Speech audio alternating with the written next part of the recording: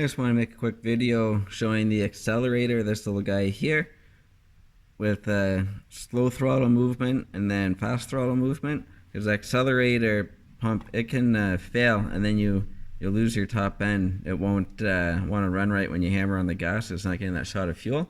So here's slow, and you can see the throttle movement right over here as well. So as you can see, that gives just a little bit.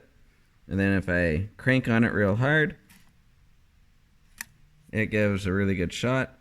You don't want to play with your throttle lots, because eventually you'll dump a bunch of fuel in and you can get oil in, or gas into your oil, or flood your motor, so it's not good. But just to demonstrate, that's okay.